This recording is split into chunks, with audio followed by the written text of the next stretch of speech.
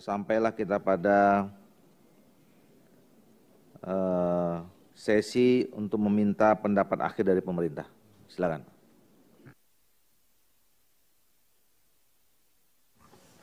Bismillahirrahmanirrahim. Assalamualaikum warahmatullahi wabarakatuh. Selamat siang, salam sejahtera buat kita semua. Shalom, Om Swastiastu, Namo Buddhaya, salam kebijakan. Paling enak mangga mana lagi? Bertambah segar dicampur jeruk kelamansi. Kemenpan RB dan DPR selalu bersinergi demi RUU ASN untuk tingkatkan kompetensi. Yang kami hormati Pak Dr. Ahmad Doli Kurnia sebagai Ketua Komisi DPR RI, para wakil ketua yang secara luar biasa mengorkestrasi pembahasan RUU ini dengan sangat baik, para pimpinan fraksi dan anggota Komisi 2 DPR RI, wakil pemerintah hadir hari ini Pak Menkumham Pak Yasona Lauli, kemudian dari Kemendagri diwakili oleh Pak Wamen, Pak Dirjen dan staf ahli, dari Kementerian Keuangan diwakili oleh Pak Sekjen, Ibu dan Bapak sekalian yang kami hormati dan kami banggakan. Alhamdulillahirrabbilalamin atas berkah dan rahmat Allah Subhanahu wa Ta'ala. Pada hari ini Selasa tanggal 26 September 2023, kita dapat bertemu dalam rapat kerja Komisi 2 DPR RI dengan pemerintah dalam rangka pengambilan keputusan tingkat 1 atas rancangan undang-undang tentang aparatur sipil negara. Sehubungan dengan hal tersebut, perkenankan kami menyampaikan pertama terima kasih yang sebesar-besarnya atas kerja keras para pimpinan dan wakil pimpinan, ketua-ketua fraksi, anggota-anggota komisi yang secara luar biasa untuk segera mendapat penyelesaian terkait dengan RUU ini. Ibu dan saya hormati, RUU ini hadir menjawab tantangan ekspektasi publik yang kian besar terhadap kualitas pelayanan publik, sehingga butuh birokrasi yang geraknya fleksibel, dinamis, agile, dan profesional sebagaimana harapan para pimpinan fraksi tadi telah disampaikan. RUU ini juga hadir sebagai payung untuk mewujudkan kualitas pelayanan publik secara merata dengan mobilitas talenta nasional yang akan semakin mudah untuk mengurangi kesenjangan talenta yang kini terjadi di sejumlah daerah, terutama di daerah luar Jawa.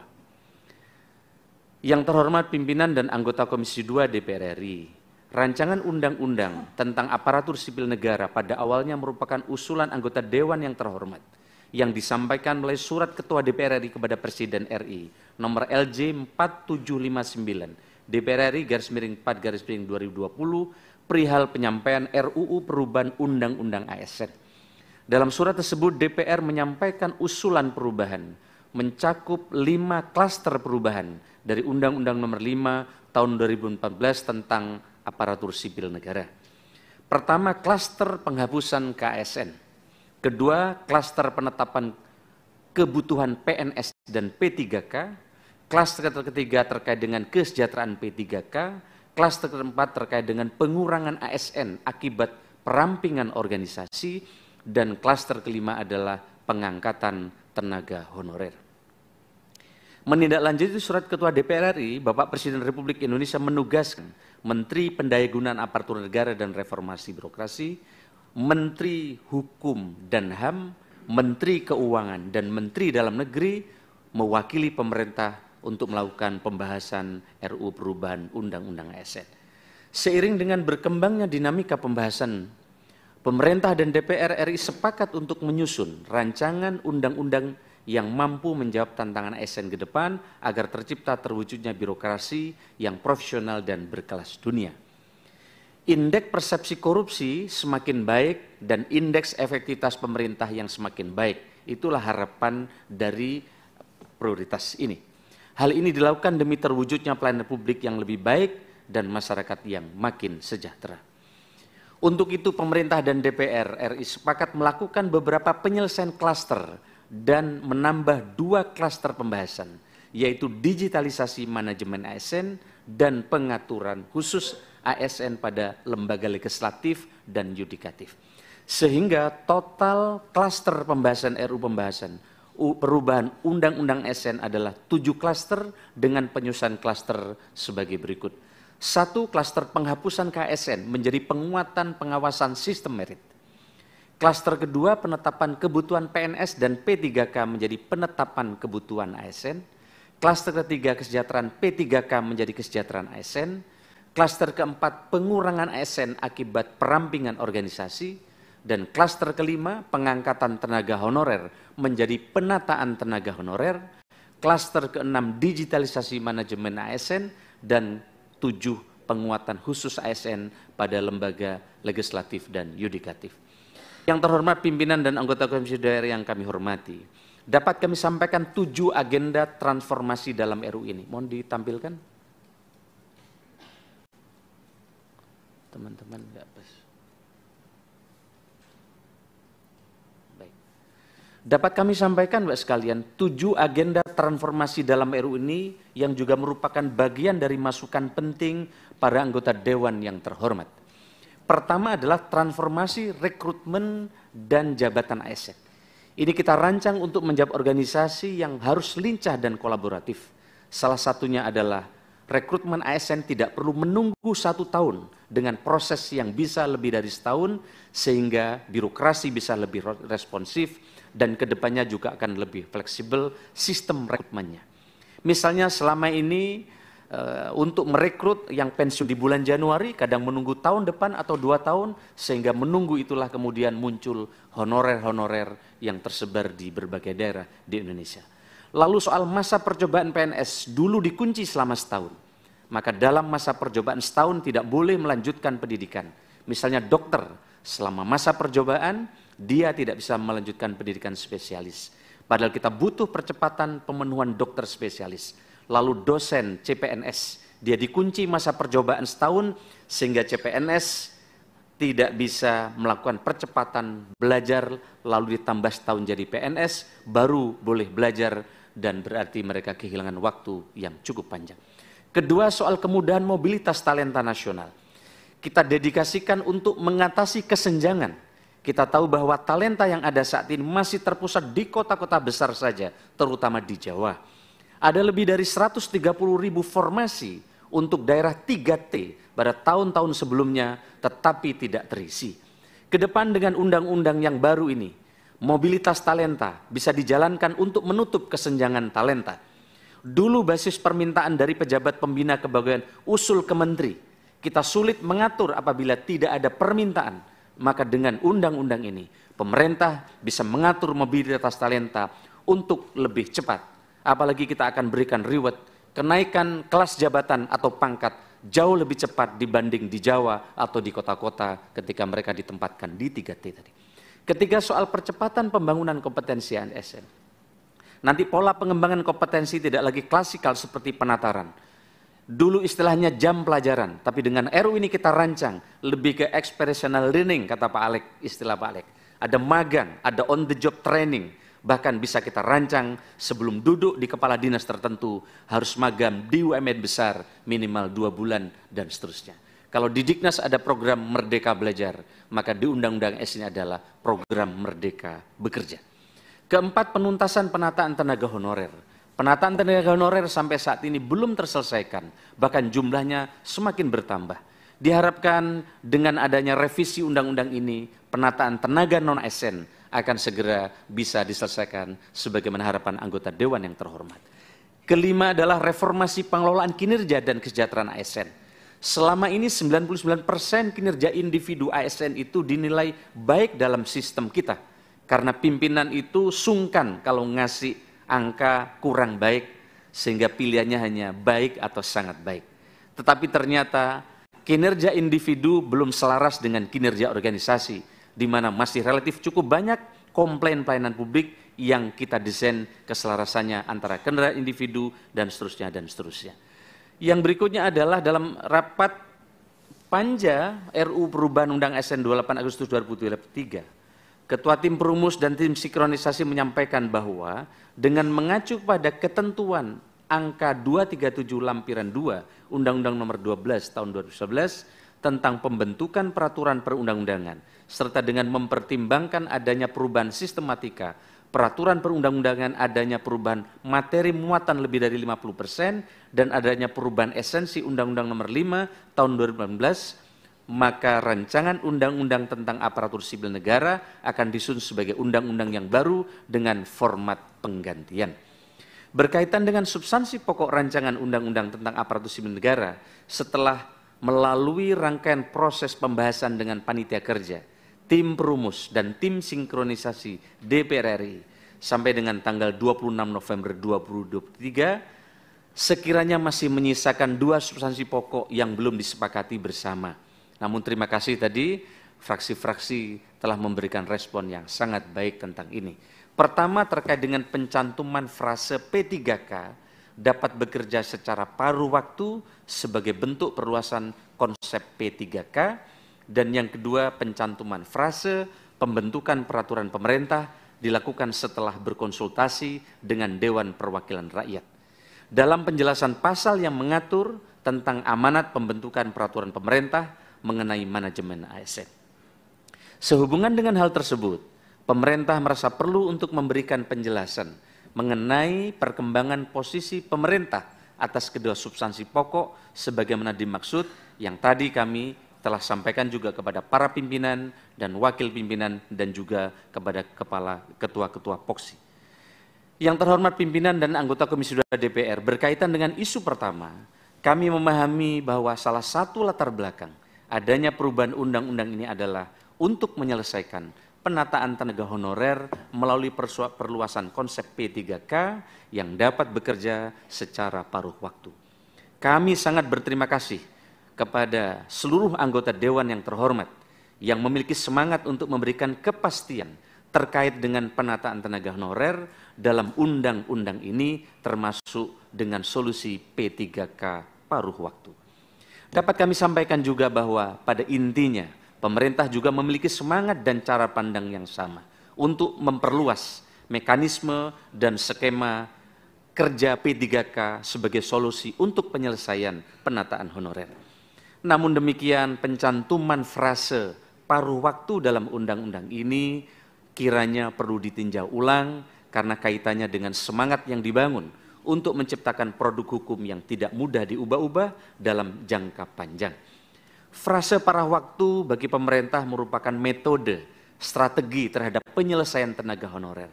Maka metode penyelesaiannya sangat bersifat teknis karena terkait dengan jam kerja pegawai ASN dan bukan merupakan kualifikasi atau pengkategorian yang tersendiri dari PNS maupun P3K. Oleh karenanya sangat besar kemungkinannya untuk dilakukan penyesuaian di masa mendatang sesuai dengan tantangan dan perkembangan zaman. Untuk itu, pemerintah berpandangan pengaturan terkait dengan P3K yang dapat bekerja secara paruh waktu sebaiknya diatur dalam peraturan pemerintah sebagai peraturan pelaksana dari undang-undang ini. Pemerintah dengan pengawasan DPR RI akan memastikan penataan tenaga honorer sesuai dengan aspirasi dari anggota Dewan yang terhormat, termasuk menempatkan skema paruh waktu sebagai solusi atas penataan tenaga honorer. Selanjutnya, berkaitan dengan isu kedua, kami memahami adanya kebutuhan DPR untuk memastikan substansi yang diatur dalam peraturan pemerintah sebagai ketentuan pelaksanaan undang-undang ini agar sesuai dengan semangat dan tujuan awalnya. Pemerintah berpendapat bahwa proses konsultasi tersebut dapat dilakukan melalui rapat kerja, rapat konsinyering, atau rapat dengar pendapat, dan juga yang selama ini sudah berjalan dengan baik dan sangat kondusif bersama Komisi 2 DPR RI. Untuk itu, pemerintah berpandangan agar frase pembentukan peraturan pemerintah dilakukan setelah berkonsultasi dengan Dewan Perwakilan Rakyat, seyogyanya belum perlu disebutkan secara eksplisit dalam undang-undang ini. Selanjutnya, untuk menjamin fungsi pengawasan DPR, konsultasi untuk penyusunan peraturan pemerintah mengenai manajemen ASN tetap dapat dilaksanakan melalui forum-forum konsinyering, rapat kerja, dan rapat dengar pendapat bersama Komisi 2 DPR RI.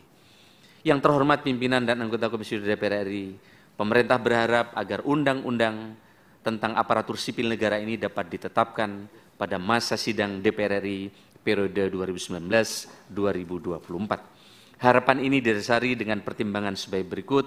Undang-Undang Nomor 5 2014 tentang ASN yang diyakini sebagai pemikiran terbaik di zaman itu dianggap sudah tidak mampu menjawab kebutuhan sekarang dan tantangan ke depan.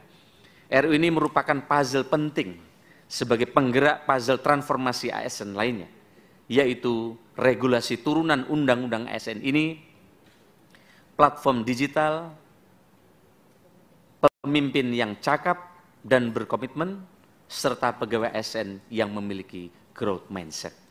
3. Rancangan undang-undang tentang aparatur sipil negara telah dibahas selama 9 kali masa sidang atau sekitar kurun waktu 3 tahun 5 bulan sejak bulan April tahun 2020. Sehingga diharapkan dapat ditetapkan sebelum berakhirnya masa jabatan DPR RI periode 2019-2024. Dalam pelaksanaan fungsi legislasi oleh DPR RI tidak dikenal sistem carry over atau penyerahan pembahasan RUU kepada DPR RI periode berikutnya. Dan apabila hal ini terjadi, maka rancangan undang-undang tentang aparatur sipil negara harus dibahas dan dari awal oleh pemerintah dan DPR yang baru. Oleh karena itu pemerintah menyerahkan sepenuhnya kepada DPR RI dalam menetapkan RUU tentang aparatur sipil negara tersebut sesuai dengan fungsi legislasi DPR RI yang diamatkan oleh konstitusi. Bapak Ibu sekalian yang kami hormati para pimpinan, demikianlah pendapat akhir mini pemerintah mengenai rancangan undang-undang tentang aparatur sipil negara. Sekali lagi pemerintah mengucapkan terima kasih yang tidak terhingga kepada pimpinan Komisi 2 dan seluruh anggota Komisi 2 DPR RI yang telah berperan aktif dalam rangkaian pembahasan rancangan undang-undang tentang aparatur sipil negara ini. Kami berterima kasih juga kepada teman-teman Kemkumham, teman-teman dari Kemendagri, teman-teman juga dari Kementerian Keuangan, dan semua tim dari pemerintah yang telah bekerja keras untuk menyelesaikan undang-undang ini. Semoga ikhtiar ini untuk menciptakan ASN yang profesional dan berkelas dunia agar pelayanan publik menjadi lebih baik dan masyarakat semakin sejahtera dapat terwujud. Jalan-jalan ke Bunaken, jangan lupa memakai batik. Mari kita dukung RUU ASN untuk masa depan yang lebih baik. Terima kasih. Selamat siang, Santi Santi Namo Buddhaya, salam kebajikan. Wallahul muwaffiq ila aqwamit thoriq. Wassalamualaikum warahmatullahi wabarakatuh.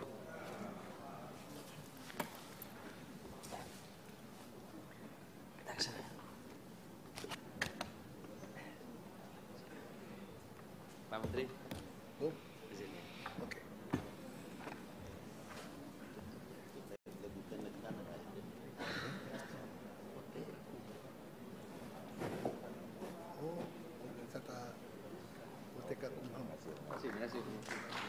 Oh iya, bisa kita cek ada buku putihnya. Iya Pak. Iya.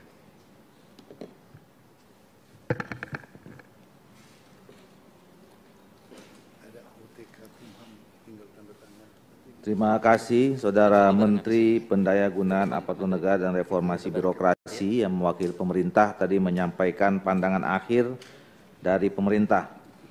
Bapak Ibu sekalian, tadi ada dua hal yang disampaikan oleh pemerintah yang sebenarnya secara implisit dari pandangan semua fraksi itu sudah bisa disetujui, ya. Tetapi jadi kita anggap saja atau kita sahkan lagi aja lah karena disampaikan penting. Kita sahkan ya rancangan undang-undang ini ya. Oke. Nah, Saudara Menteri dan Bapak Ibu sekalian, ini perlu menjadi aksentuasi kita ya, bahwa salah satu concern dari Komisi 2 terhadap undang-undang ini adalah ini menjadi payung hukum penyelesaian masalah tenaga honorer. Nah, tadi disampaikan salah satu konsep atau metodologi untuk menyelesaikan itu adalah adanya muncul frase P3K penuh dan frase P3K paruh waktu yang nanti akan dijelaskan lebih rinci, dicantumkan dalam peraturan pemerintah. Tetapi dalam pembicaraan formal dan informal, baik di panja maupun pertemuan informal, Komisi 2 ini sebenarnya ingin sekali tetap mencantumkan itu. Tapi karena memang itu metodologi, nanti akan dibahas di peraturan pemerintah. Dan yang kedua, kami juga sudah sepakat di Komisi 2 untuk mengawal secara sungguh-sungguh dan serius terhadap penyelesaian masalah tenaga honorer ini. Nah, oleh karena itu tadi kita sudah menyepakati secara informal, kita minta dalam waktu segera pemerintah menyiapkan draft rancangan peraturan pemerintahnya, dan di awal masa sidang berikutnya agenda utama Komisi 2 adalah rapat kerja yang mungkin dilalui dengan rapat konsinyering dengan pemerintah untuk mendiskusikan, ya, brainstorming dan kemudian memberikan masukan terhadap rancangan peraturan pemerintah itu. Ya, jadi ini adalah sekali lagi bentuk komitmen kami di Komisi 2 terhadap penyelesaian masalah tenaga honorer ini. Nah, oleh karena itu Bapak Ibu sekalian, kita sudah tadi sama-sama mendengarkan, tibalah saatnya kita masuk ke sesi pengambilan keputusan tingkat 1. Saya ingin bertanya kepada kita semua, apakah kita bisa menyetujui, ya, rancangan undang-undang ini kita sahkan menjadi keputusan di tingkat 1 dan kemudian kita sampaikan ke rapat paripurna untuk diteruskan pengambilan keputusan pada tingkat 2. Apa kita setuju? Ya, alhamdulillahirabbil alamin. Nah, dengan demikian Bapak Ibu sekalian, kita tinggal memasuki acara penandatanganan dan pengesahan draft rancangan undang-undang. Oleh karena itu supaya tidak crowded, ya, biasanya saya atas izin kita semua kita tutup dulu, baru nanti kita tanda tangan dan kita anggap rapat ini selesai, ya. Jadi kita masukkan agenda penandatanganan pengesahan itu walaupun sesudah tutup adalah menjadi bagian dari rapat dan pengambilan keputusan pada rapat kerja tingkat 1 ini. Nah, sebelum saya tutup, saya tentu mengucapkan atau kami mengucapkan terima kasih kepada pemerintah yang diwakili oleh Menteri PAN RB pada hari ini dan selama ini bekerja cukup luar biasa, 2 tahun 9 bulan. Tepuk tangan dulu buat kita semua, 2 tahun 9 bulan. Terima kasih juga pada Menteri Hukum dan HAM beserta seluruh jajaran. Kemudian terima kasih pada Menteri Dalam Negeri yang hari ini diwakili oleh Pak Wamen, Pak Dirjen dan Pak Staf khusus. Kemudian terima kasih pada Menteri Keuangan atau yang mewakili. Kemudian tentu terima kasih kepada Ketua Panja, dan seluruh anggota Panja. Terima kasih juga kepada seluruh pimpinan dan anggota Komisi 2 DPR RI. Dengan mengucapkan alhamdulillahirabbil alamin, maka rapat kerja ini saya nyatakan resmi ditutup. Terima kasih, selamat siang, selamat sejahtera bagi kita semua. Bila taufiq hidayah, assalamualaikum warahmatullahi wabarakatuh.